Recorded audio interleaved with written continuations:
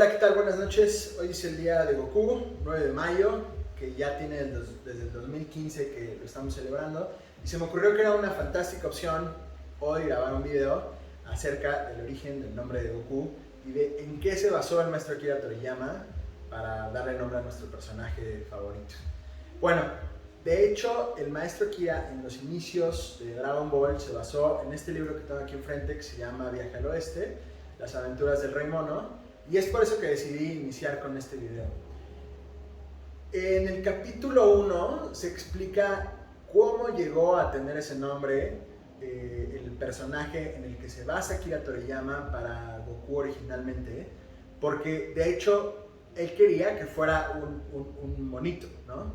Que es el protagonista de este libro, uno de los protagonistas de este libro. Posteriormente decide hacerlo un poco más humano y deja al niño con la cola de mono. Pero esto viniendo de la inspiración precisamente del personaje que viene en el libro, que se llama, que es el rey de los monos. Ahora bien, lo interesante es que desde el primer capítulo se explica la razón por la que tiene este nombre. Y entonces se los quiero contar. Bueno, todo inicia dando un poco de la cosmovisión de los chinos, es decir, cómo se crea el universo, principalmente con un fundamento taoísta.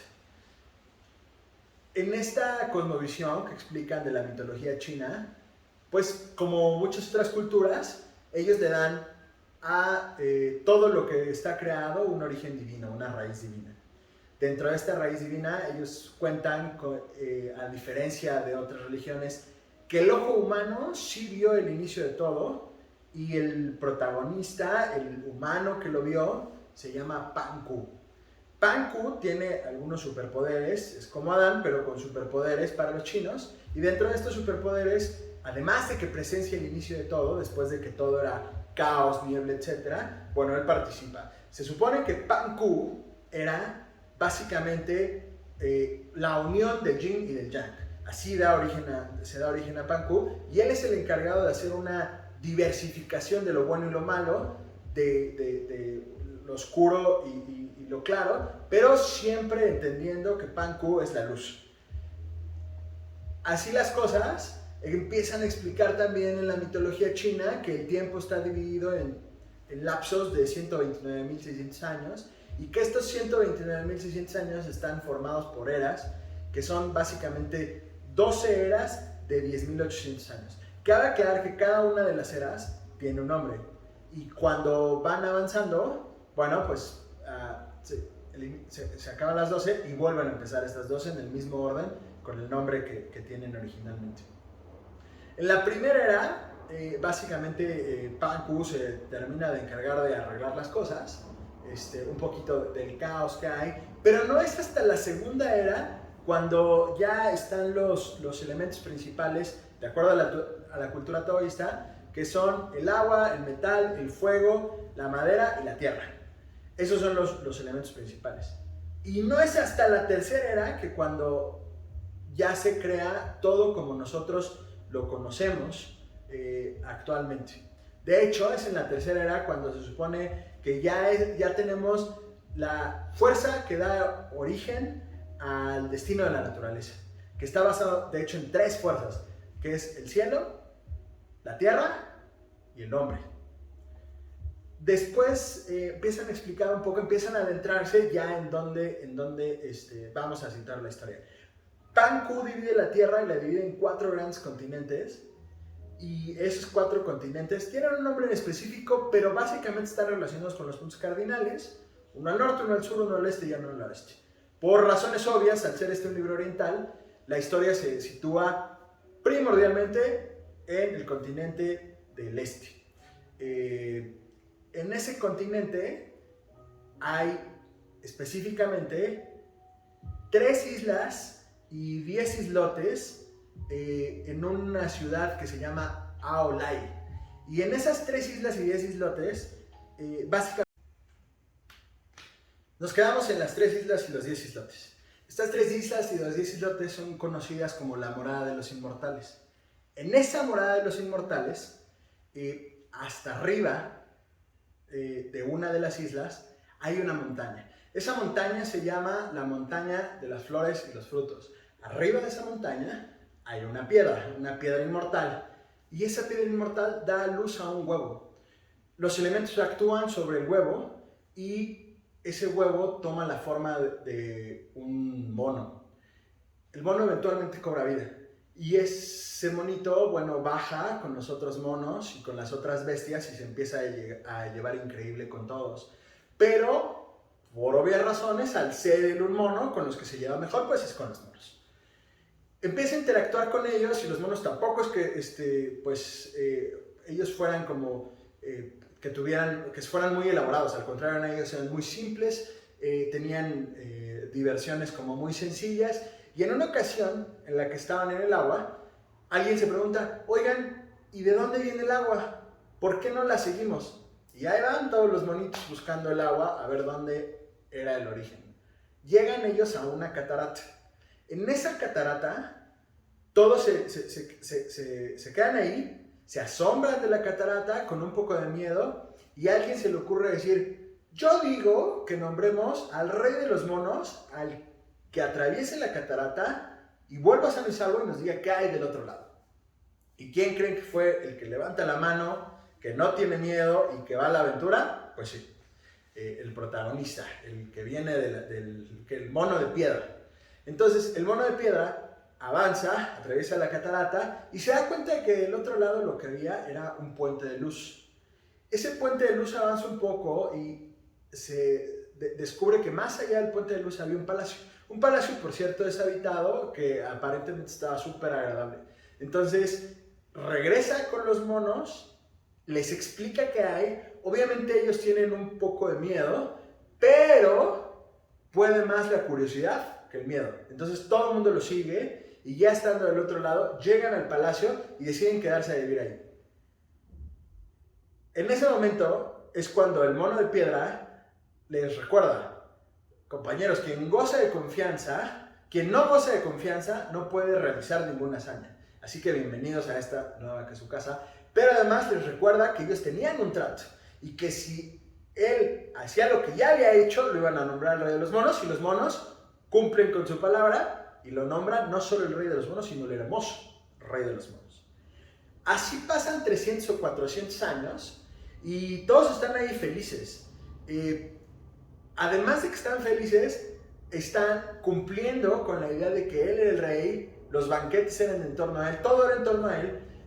Pero bueno, hay diferentes monos y de hecho, después de esos 300 o 400 años, en uno de los banquetes, el rey mono se pone muy triste. Incluso se pone a llorar en uno de los banquetes. Y le preguntan todos sus súbditos, que además se sienten identificados, porque era su rey, se sienten con esa tristeza, ¿qué es lo que les pasa? ¿Qué es lo que le pasa? Y entonces el rey de los monos lo que contesta es que está muy triste porque no van a poder escapar al rey llama. El rey llama básicamente es Hades, ¿no? Nada más que para los taoístas, para los chinos, bueno, es el rey llama, que es el dios de la muerte. Y entonces empieza a explicar, a ver, no estamos sujetos a las normas de los humanos, no somos esclavos de ningún otro animal. Incluso en este lugar tampoco nos alcanza la vejez. Eso no quiere decir que nos podemos contar entre los inmortales. Entonces manda a llamar al rey mono al rey religioso y le pregunta, oye, ¿de pura casualidad alguien se ha podido escapar al rey llama? Oh, sí, claro que sí. De hecho, hay 3 que se han escapado al rey llama.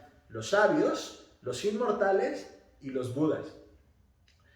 Y le pregunta que dónde los puede encontrar. Entonces, en realidad, el mono religioso le dice, no, tampoco es tan difícil, ¿eh? Están en unas cavernas que están en el continente sur. El rey de los monos, presto, dice, ¿saben qué? Pongan una balsa, pongan ahí comida para que me pueda mantener en lo que estoy en la balsa y búsquenme un bambú. Ese bambú súper largo que les pide, de hecho, por supuesto que de inmediato me hizo recordar el báculo de Goku, que se hacía tan largo como él quería, pero bueno, ¿qué pasa? Pasan 10 días. Eso es lo que pasa, pasan 10 días, el rey mono sigue en la balsa y efectivamente agarra el bambú, lo clava y ya siente que el mar no es tan profundo. Entonces se lanza, se baja de la lancha y no empieza a nadar. Empieza a nadar hasta que llega a la costa, llega a la playa y había mucha gente. Al ser el mono, una bestia, todos le tienen miedo y corren, excepto por un cojo. Y ese cojo además era un cuate sin miedo y básicamente lo tiene de frente, no le tiene miedo. Y lo más importante es que el rey mono llega y bueno, lo despoja de sus vestiduras, lo deja desnudo y adopta esas vestiduras porque su intención principal era mezclarse con los humanos, aprender de sus costumbres y tratar de ir en busca de la inmortalidad. El rey de los monos rápidamente consigue mezclarse y aprender de ellos, pero también se da cuenta y le da tristeza saber y notar que el hombre busca exclusivamente dos cosas en su vida, que es el lucro y la fama. Incluso se pregunta cuál es la razón de esto, o sea, que si no se dan cuenta de cuál es el destino, que es morir, que los alcance el rey llama. Es más, empieza a filosofar acerca de los que se preocupan por heredar esta fama y este lucro a las generaciones venideras, si en realidad esas generaciones van a sufrir el mismo destino.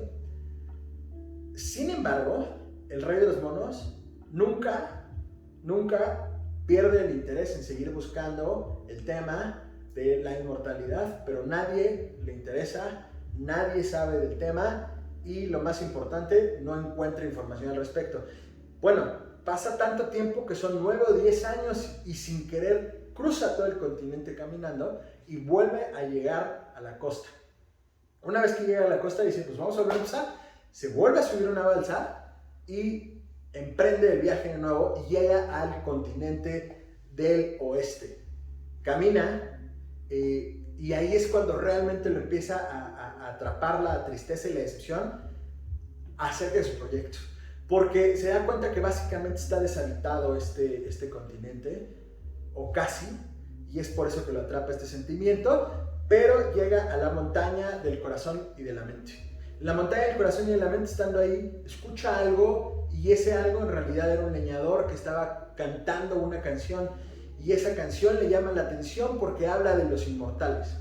Rápidamente corre, lo encuentra, se le pone de frente y le dice, oye, por favor, explícame todo lo que tú sabes de los inmortales, quiero aprender, quiero conocer. Y le dice, no, espérame, no te confundas, yo no soy un inmortal, pero te puedo presentar con mi cuate. Mi cuate sí es un inmortal. Y entonces le da instrucciones precisas para llegar a la cueva de las 3 estrellas y la luna menguante. Lo hace tan bien que el rey de los monos llega ahí, pero una vez estando en la entrada, todo estaba tan en paz, todo estaba tan en calma, que decide esperar y sale alguien de la cueva, y este cuate era un aprendiz, donde le dice el patriarca, el maestro de los inmortales está adentro, y él me informó que tú estabas aquí afuera, que estabas esperando, y que además es de tu interés conocer acerca de la inmortalidad, y por eso me mandó por ti, por favor pasa. Él obviamente se siente pues anonadado, ¿no? De saber que este cuate ya sabía de entrada. Empiezan a platicar con él, el patriarca le empieza a hacer preguntas, y dentro de esas preguntas incluso le dice una frase que me encantó, que es, no seas al mal humor porque es la fuente misma de la infelicidad, ¿no? Pero bueno, dentro de estas preguntas que le hace, le dice, oye, ¿de dónde vienes? Cuando le dice que viene del continente del este, no le cree, porque le dice, oye, espérame, ese continente está a 2 grandes océanos de distancia.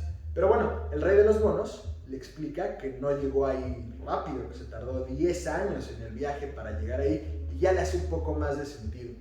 Entonces, le dice que pues tiene interés en conocer del tema y que quiere ser su discípulo, y acepta. Dentro de esa aceptación, le dice, oye, ¿sabes qué? Pues tú no tienes un nombre formal, vamos a ponerte un nombre. Y le dice, a ver, por favor, camina, anda. Y si bien su aspecto ya está mucho más humano, descubre que todavía tiene rasgos de mono. Entonces lo que le propone es, ¿sabes qué? Ya decidí cómo te vas a llamar. Te vas a llamar Sun. Sun básicamente es macaco. Esto tuve ahí un tema en la traducción. De hecho, había como un poco de diferencia entre la traducción en español y en inglés. Pero bueno, el punto es que Sun quiere decir, originalmente le quería poner macaco, que es Hu, pero luego se decide por Sun, que más bien es mono. Y esta palabra, si la descomponen en sus raíces, también hace referencia a hombre y a bebé. Entonces le explica que para el taoísmo es muy importante la doctrina de la infancia. Y ese es cuando deciden su apellido en realidad, no su nombre. El mismo rey de los monos, Sun, le dice, oye, es que un apellido es demasiado formal y entonces la verdad es que me encanta tener un nombre, te lo agradezco mucho, pero quisiera pedirte que si voy a ser tu discípulo y me aceptas como tal, quisiera que me dieras un nombre para hacer esto un poco menos formal y además de menos formal para que el día que tú me regañes te pudiera referir a mí por mi nombre y no por mi apellido. Él está de acuerdo, le dice, ¿sabes qué? Fantástica idea. De hecho, todos mis discípulos tienen un nombre que yo les asigné y esto va a partir de mis líneas mis líneas doctrinales. Entonces le explica que él tiene 12 líneas doctrinales y que cada uno de sus discípulos está de acuerdo a un rango. Y le dice, tú ocupas el número 10 y ese número 10 es lo despierto, ¿no? Y eso, lo despierto, además le dice, te voy a llamar Gu. En realidad le dice, te voy a llamar Gu Kung. Gu significa vacío, pero vacío o nada, referente justamente a la cultura taoísta, que para ellos el vacío es una actitud emocional o psicológica que refleja básicamente tres cosas: simplicidad, quietud y paciencia. Entonces, lo despierto o el interés o que está avivado por la nada, es justamente avivado y enfocado a la nada, insisto, desde el concepto taoísta que habla de la pureza de alma. Y entonces es ahí cuando todo hace sentido, porque habla, el rey de los monos, queda claro que está súper feliz porque ya tiene un nombre formal y a partir de ese momento va a ser conocido como Sun Wukong. Sun Wukong. Sun Wukong, que el maestro Akira básicamente cambia unas Sus por O's y ya tenemos a Son Goku, ¿no? Sin embargo, lo interesante, ahí termina de hecho el primer capítulo, pero lo más interesante de esto es cómo hace todo el sentido a la personalidad que el maestro le da al personaje, como un personaje simple, puro de mente, sin búsqueda nunca de algo más allá que de lo que es directo. Y es interesante ver cómo la cultura taoísta, precisamente al Wu, no nada más lo entiende como la nada, sino lo entiende como uno de los fines, que significa que cuando uno alcanza ese estado del Wu, del vacío, lo que está haciendo es reflejar al universo. Entonces, el mono despierto por la nada, Sun Wukong, es Son Goku. Y es así como da origen al nombre del mítico personaje de Dragon Ball. Se acabó la historia.